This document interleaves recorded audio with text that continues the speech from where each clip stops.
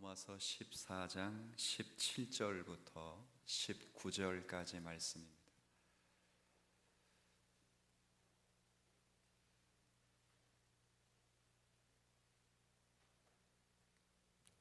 (14장) 17절부터 19절까지 제가 가진 신약 성경으로는 258쪽입니다. 17절부터 우리 19절까지 말씀을 우리 함께 봉독하겠습니다. 하나님의 나라는 먹는 것과 마시는 것이 아니요 오직 성령 안에 있는 의와 평강과 희락이라. 이로써 그리스도를 섬기는 자는 하나님을 기쁘시게 하며 사람에게도 칭찬을 받느니라. 그러므로 우리가 화평의 일과 서로 덕을 세우는 일을 힘쓰나니. 아멘. 오늘 읽었던 이 말씀 그 시절 17절에 바울은 이렇게 말하고 있습니다. 하나님의 나라는 먹는 것과 마시는 것이 아니다, 이렇게 말을 합니다. 이 말은 하나님의 나라는 먹는 것과 마시는 것이 중요한 나라가 아니다. 우리는 먹는 것과 마시는 것이 굉장히 중요한 거예요. 사실은 먹는 것이 없으면 살 힘이 없기 때문에 먹는 것, 마시는 것 굉장히 중요합니다. 그런데 하나님의 나라는 먹는 것과 마시는 것이 주가 되는 나라는 아니다, 이렇게 말을 해요. 우리가 살핀 대로 어떤 특정한 음식을 먹을 수 있느냐 먹을 수 없느냐를 시시비비를 가리는 것도 아니고, 먹을 수 있는 자유가 있다고 해서 그 자유를 옹고집 부리듯이 자신의 자유를 고집스럽게 외고집처럼 주장하는 것도 아니라, 우리 지난주 계속 살펴본 말씀입니다. 우리가 교회 안에서 생각을 하셔야 될 것은 진리가 아닌 문제에 있어서는 서로 공동체 회원들께서 서로의 신앙의 기호, 선호, 그리고 믿음의 방식이 조금씩 다르다는 것을 서로 인정해 주어라, 이렇게 말씀을 드렸습니다. 이런 예가 맞을 줄 모르겠네요. 저도 예를 하나 들은 적이 있는데, 한 가정이 중국집에 가서 이제 아버지가 선심을 쓰고 자녀와 아내에게 메뉴를 선택하라고 했습니다. 그랬더니 아들놈이 나는 탕수육 그래요. 그러니까 딸은 나는 팔보채, 이제 아내가 나는 볶음밥, 이렇게 해서 아버지가 뭘 시켰게요? 여기 짜장면 4개요. 그렇죠. 왜 물어봤어요? 그러면 그죠? 인정해 주라, 그 말입니다. 진리가 아닌 것 이상. 근데 제가 늘 말씀드리지만 교회는 진리 갖고는 싸워요, 안 싸워요? 안 싸워요. 잘 안 싸웁니다. 교회에 내용이 있거나 교회에 성도들 간에 다툼이 있거나 불화가 있을 때는 그것이 진리의 문제로 싸우는 것은 아닙니다. 전부 진리가 문제가 아닌 것이지만 자신의 입장을 기준으로 해서 상대방을 어떻게 이해할 수 있느냐, 거기서부터 시작된 신앙적 갈등이 교회는 가장 큽니다. 그래서 오늘 바울께서 로마 교회 편지하기를 하나님의 나라는 먹는 것, 마시는 것 때문에 시시비비를 가리거나 먹을 수 있다고 주장하거나 먹어서는 안 된다고 비판하거나 그러한 곳은 아니다. 왜냐하면 하나님의 나라는 이러이러한 나라이기 때문입니다, 이렇게 되어 있어요. 그래서 오늘부터 2주 동안 하나님의 나라의 특징, 바울이 말한 특징을 3가지로 표현했어요. 오늘 권사님도 기도 가운데 표현해 두셨잖아요. 뭐라고 표현되어 있죠? 시작. 의, 그 다음 평강, 또 희락, 화목, 이 3가지. 오늘은 그 가운데 하나님의 의, 이것이 하나님의 나라의 가장 중요한 특징이라는 것을 생각해 보면서 그 의를 받은 우리들이 어떤 마음을 가지고 신앙생활을 좀 해야 되는가 잠시 묵상하도록 하겠습니다. 먼저 생각을 좀 해야 될 것이, 여기서 사도 바울이 말하는 것이 하나님의 나라의 정의를 말하는 것은 아니에요. 하나님의 나라의 특징을 말하는 거죠. 의, 평강, 그 다음에 희락이라고 하는 것은 하나님 나라의 정의가 아니라 하나님의 나라의 뭐라고요? 특징, 이러이러한 면이라고 말해요. 하나님의 나라의 정의는 쉽게 설명하면 하나님이 통치하시는 나라, 이게 무슨 나라라고요? 두 글자로 줄이면 천국. 그 천국은 죽어서 가는 나라가 아니에요. 그것이 알고 싶다 지난주 한번 봤어요? 지난주인가 지지난주인가? 은혜로 교회 신옥주 목사, 여자 목사님이 천국, 하나님의 나라는 어디 있다 그랬어요? 피지섬에 있다. 그래서 저도 피지하고 웃었잖아요. 그렇게, 그러니까 이것이 물론 미래적인 의미는 분명히 있어요. 그러니까 죽어서 가는 나라라고 하는 미래적이고 종말적인 의미를 포함하고 있지만 하나님의 나라가 이미 우리에게 이렇게 말씀하신 분이 누구지요? 예수. 그러니까 예수 그리스도가 틀렸든지 우리가 잘못 이해했든지 둘 중에 하나일 거란 말이에요. 그러니까 우리가 잘못 이해한 거겠죠. 하나님의 나라는 하나님이 통치하시는 나라입니다. 하나님의 뜻이 선포되어지고 뜻이 이루어지는 나라입니다. 장소적인 개념도 아니고, 그렇죠? 꼭 시간적인 개념도 아니죠. 여러분의 마음의 심령에 하나님의 뜻이 이루어지면 여러분의 심령에 뭐가 임한 거예요? 하나님의 나라가.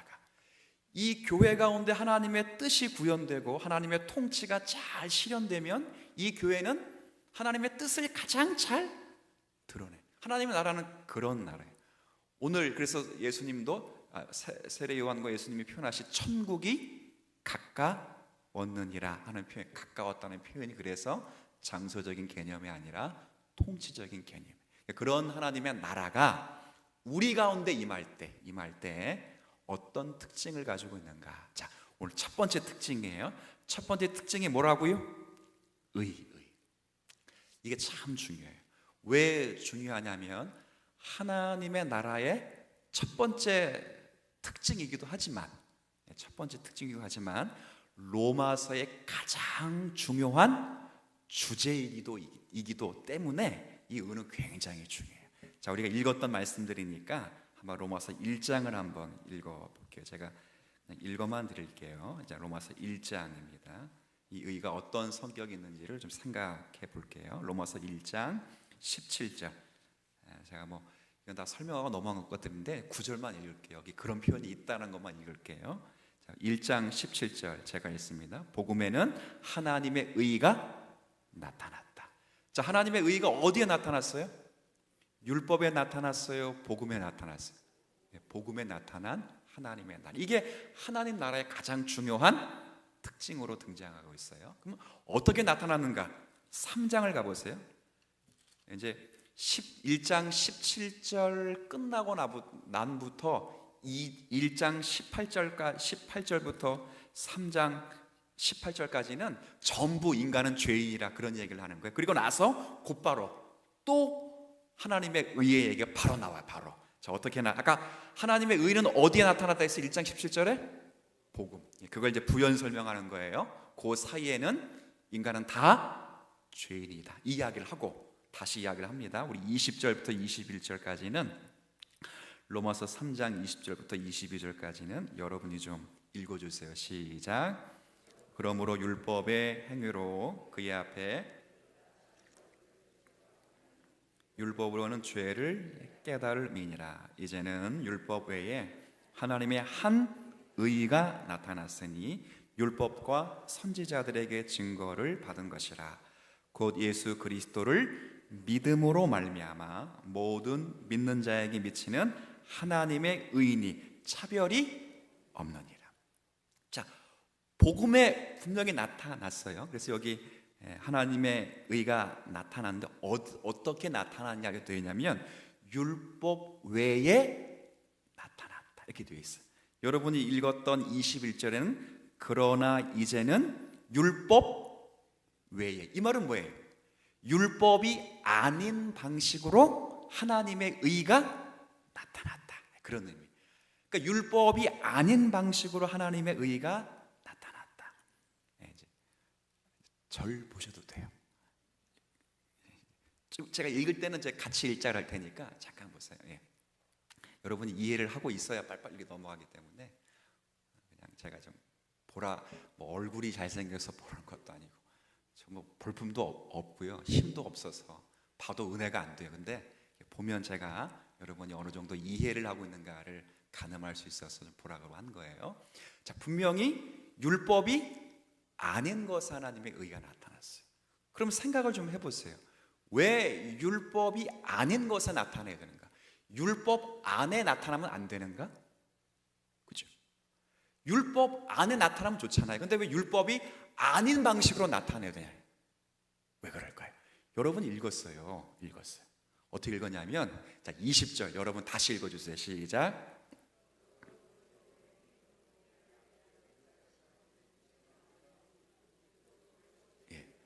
그러니까 율법 안에 하나님의 의가 나타나면 전부 다 우리들이 어떻게 된다고요? 죄인으로 간주돼서 죽을 수밖에 없어요.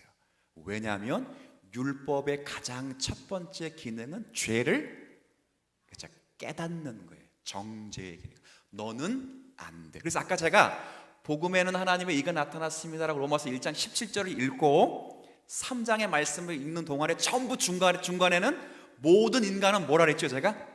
그렇죠. 그래서 들어가는 거예요. 죄인이기 때문에. 그걸 길게 설명할 필요가 있어서 길게. 왜? 전도할 때 당신은 죄인입니다. 그럼 뭐라 그래요? 네가 나 죄 짓는 거 봤어? 싸대기 떼고 막 그러잖아요. 그러니까 부인하니까 길게 설명할 필요가 있었던 거예요. 율법 안에 나타나면 율법의 가장 중요한 기능 가운데 정죄의 기능이기 때문에 결국 율법 안에서 하나님의 의를 이룰 수 있는 사람은 아무도 없어요. 예를 한번 들어볼까요? 예수님의 그 십계명 가운데 예수님도 분명히 말씀하신 내용인데 살인하지 말아라 라고 되어 있잖아요. 그렇죠? 그래서 나는 사람을 한 번도 안 죽여서 살인하지 않았다고 생각을 했는데 예수님이 뭐라 말씀하셨냐면 사람을 한 번이라도 미워해 본 사람은 사람을 뭐 한 거라 했죠? 결국은 살인하지 말라라는 계명이 여러분을 뭘로 만들었어요? 죄인으로 만들었지. 물론 율법의 기능이 죄를 깨닫는 기능만 있는 건 아니에요. 하나님의 뜻을 잘 아는 기능도 있어요. 왜? 보세요. 그러면 이렇게 생각하면 되죠. 사람을 미워하는 것이 살인하는 것이라면 반대로 살인하지 않으려면 사람들을 뭐 하면 되겠어요? 그렇지요. 그러니까 정죄의 기능도 있지만 뭘 깨달아요? 하나님의 뜻도 깨달아요. 뜻도. 그러나 율법의 더 중요한 기능은 하나님의 뜻을 깨닫기는 굉장히 우리는 부족하기 때문에 뭐부터 깨달을 수밖에 없다고요? 죄. 하나님의 의가 거기 나타나면 어느 누구도 여러분이 하나님의 의로움에 합당한 사람이 없겠지. 그래서 복음에 나타나야 돼요. 복음에 어떻게 나타나는지, 자 22절, 자 이것도 한번 여러분 읽어주세요. 시작.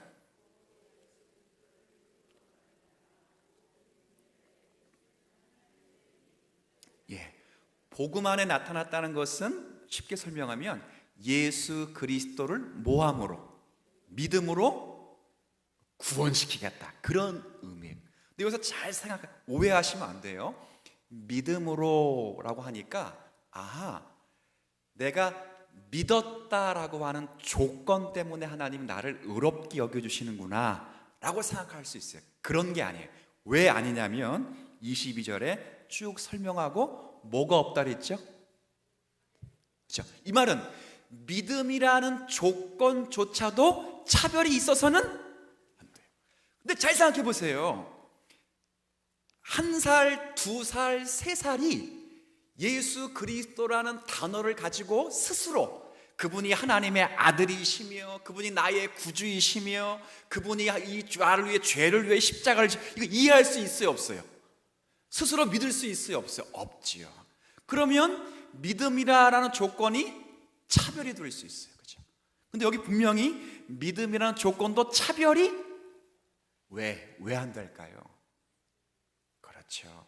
에베소 2장 8절에 믿음은 하나님의 선물이기 때문에. 그러니까 하나님의 의라는 것은 뭐냐면 하나님께서 선택하신 모든 백성들을 구원시키는 것인데, 저 사람들이 구원받아야 될 사람들이 율법을 지켜서는 구원받을 수 없기 때문에 구원을 시키시기 위하여 율법을 완성하신 예수께서 저들을 향하여 모든 율법의 짐을 다 지시고 모든 죄들을 용서하시고, 저들은 뭐만 하면 된다고요?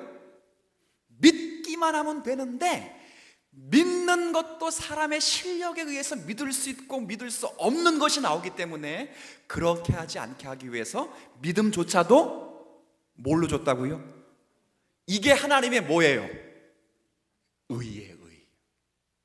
멋있어요, 멋있어요. 멋있죠. 이렇게 한번 생각을 해보세요.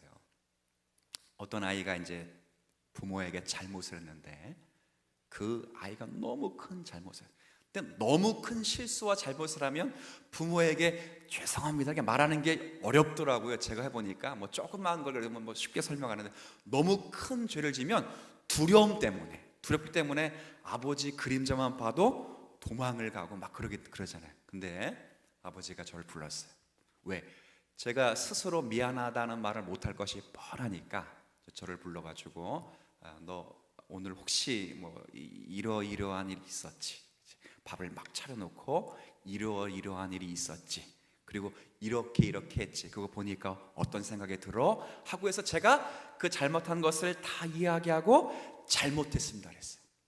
보세요. 형식은 제가 잘못했다 그러고 아버지는 용서한다 그랬어요. 그죠? 근데 내용, 형식은 제가 잘못했다 그랬어요. 근데 아버지가 잘못했다는 말 듣고 용서했어요. 근데 내용은 누가 용서하도록 손을 내밀었어요? 그렇죠. 그게 아버지의 의로움인 것처럼 하나님 아버지의 의로우심이 우리 가운데 그렇게 나타났다 그러는 거예요. 이걸 사도 바울이 교회에 적용해요. 교회에 어떻게 적용하죠? 교회 속에 나타난 하나님의 의는 어떤 교회 밖에서 교회 안으로 들어오는 모든 자들이 스스로 무엇을 행해서 들어온 것도 아니고, 자신이 어떤 업적과 공로와 이해를 가지고 들어온 것이 아니라 전적인 하나님의 무엇으로 들어왔다고요? 은혜로 들어왔는데, 그 의로움으로 들어왔는데, 왜 이제서야 자기가 어떤 실력이 있어서 들어온 것처럼 자신이 가지고 있는 기준으로 남을 정죄하거나 판단하거나 업신여기느냐? 그렇게 하지? 너가 가지고 있는 기준 때문에 하나님의 나라 안에 들어온 것이 아니었다 그 말이에요. 착각하지를 말라 그 말이죠. 우리 계속 14장 살폈어요. 먹지 않는 자들은 먹는 자들을 비판하지요. 저것들이 어떻게 우상하게 절을 하는가. 그런데 먹는 자들은 먹지 않는 자를 깔보죠. 업신여기죠. 원래 우상이라는 것은 없다. 너희들이 우상에게 바쳐진 제사 음식을 먹지 않는 것은 오히려 누구를 인정하는 꼴이라고요? 그렇죠. 그러니 업신여겼죠. 기준을 갖고 있습니다. 먹지 않는 사람이 가지고 있는 기준은 종교적인 열심과 충정이라고 하는 기준을 갖고 있고, 자유롭게 먹고 있는 사람들의 기준은 자신이 가지고 있는 신학적 지식을 가지고 있다. 근데 바울이 말하는 게 뭐예요? 너의 열심과 충정 때문에 이 하나님의 나라 안에 들어온 것이 아니라 뭐 때문에 들어왔다고요? 하나님의 의로우심 때문에 들어왔다. 네가 가지고 있는 하나님의 지식 때문에 하나님의 나라 안에 받아들이는 것이 아니라 너를 사랑하고 너에게 은혜를 베푼 하나님의 의로움 때문에 들어왔다. 그런데 지금에 와서 왜 자신이 가지고 있는 기준을 자랑해서 마치 자기의 어떠함 때문에 하나님의 나를 받아두신 것처럼 교회 속에서 자신의 기준을 강요하느냐, 이렇게 꾸짖고 있는 본문이 사실 오늘 본문이에요. 이해를 돕기 위해서 제가 오늘 디모데 후서의 말씀을 좀 읽어드릴 테니까 잠시 한번 가보세요. 자, 디모데 후서의 말씀입니다.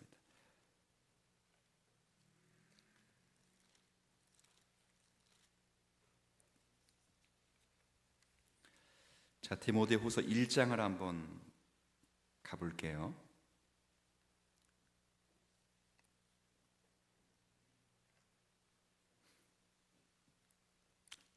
디모데후서 1장 7절부터 12절까지인데 일단은 같이 읽을게요. 저랑 같이.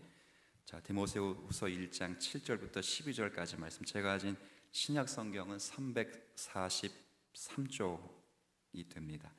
우리 7절부터 12절까지 같이 읽습니다. 시작. 하나님이 우리에게 주신 것은 두려워하는 마음이 아니요 오직 능력과 사랑과 절제하는 마음이니. 그러므로 너는 내가 우리 주를 증언함과 또는 주를 위하여 갇힌 자 된 나를 부끄러워하지 말고 오직 하나님의 능력을 따라 복음과 함께 고난을 받으라.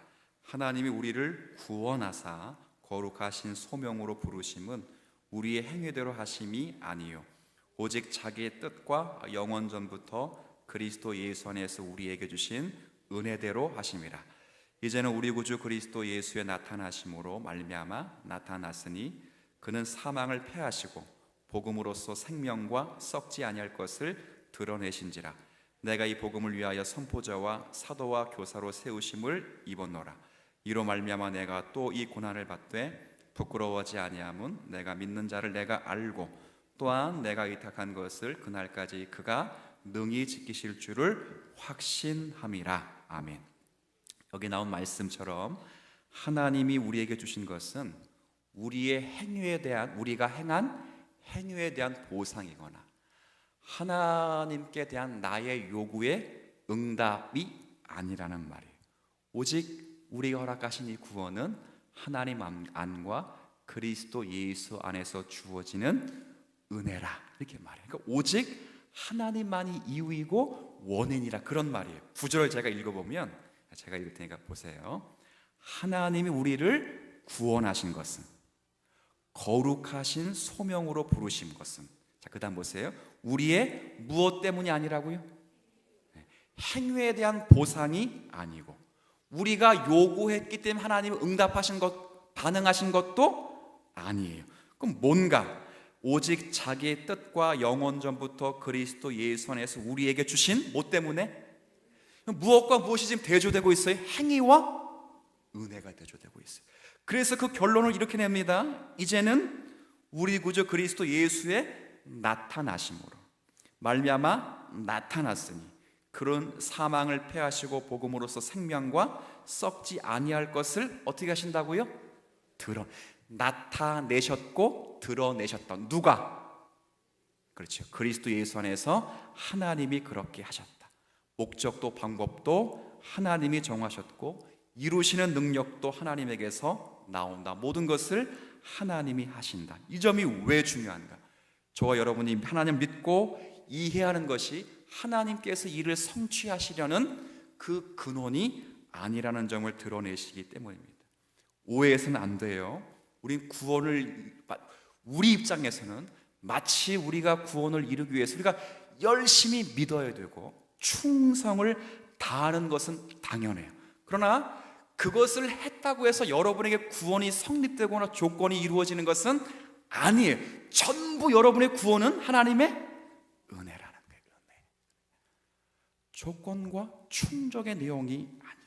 하나님께서 이를 이루어 놓으신 사실이 먼저 있고 그 나머지 후에 내가 이해한 신앙의 내용이 있다는 거예요. 바꿔서는 안 된다는 거예요.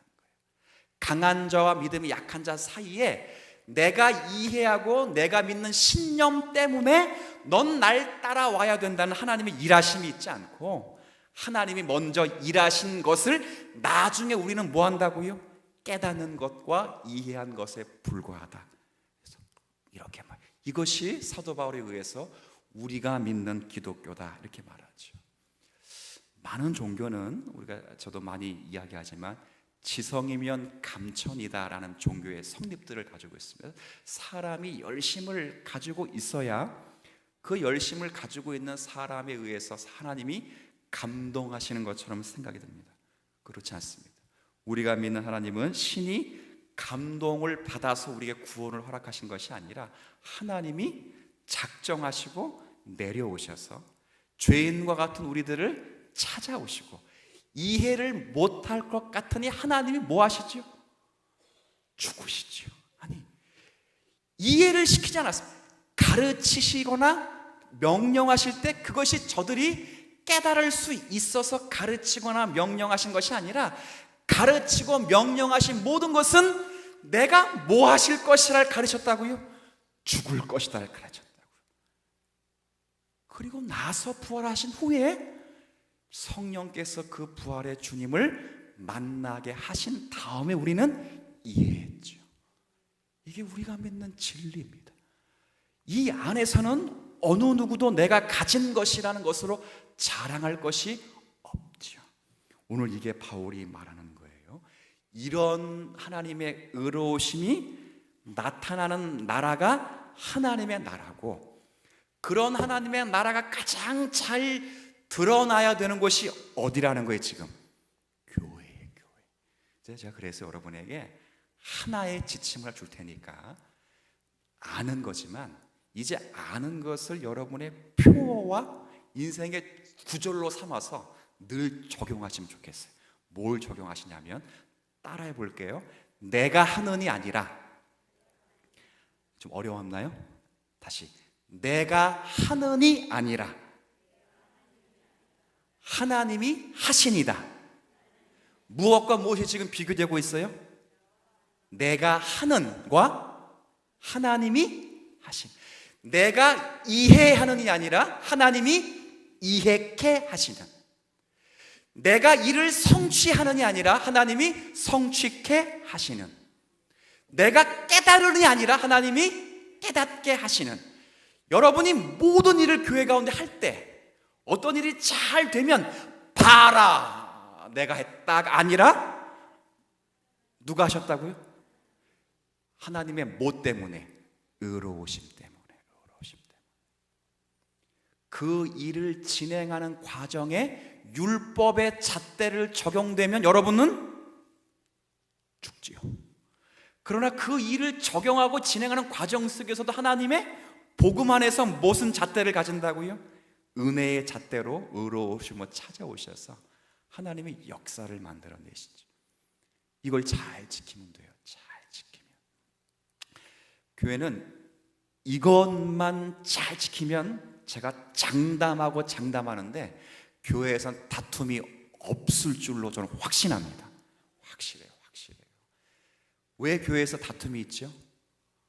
왜 넌 날 안 알아주냐? 그거 아니에요. 그죠? 넌 날 뭘로 보냐?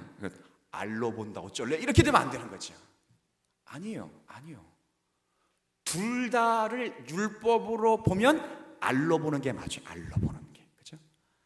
그러나 하나님의 의로우심으로 보면 하나님이 만드시고 깨닫게 하시고 이해하시고 성취케 하셔서 구원을 완성시킬 자이기 때문에 하나님 안에서는 모두가 다 존귀한 자들이죠.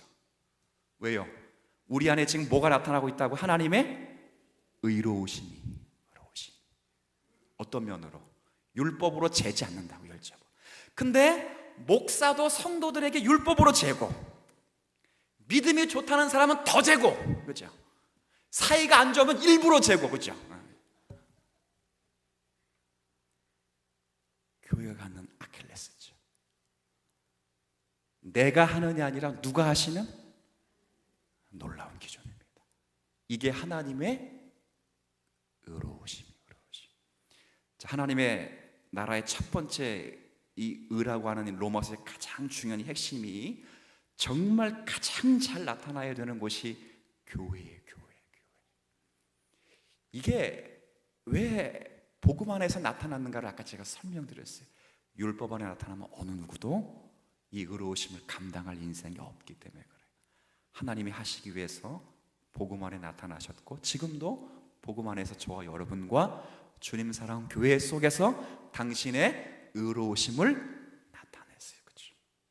그렇게 나타내실 때에 여러분 삶을, 기도가 응답됐든 일이 잘 됐든 여러분이 어떤 간에 내가 하는이 아니라 누가 하시는? 다음 주에 물어볼 거예요. 이 은혜가 있어서 여러분을 통해서 하나님의 멋진 나라가 이루어지는 은혜가 있게 되기를 주의 이름으로 축원합니다.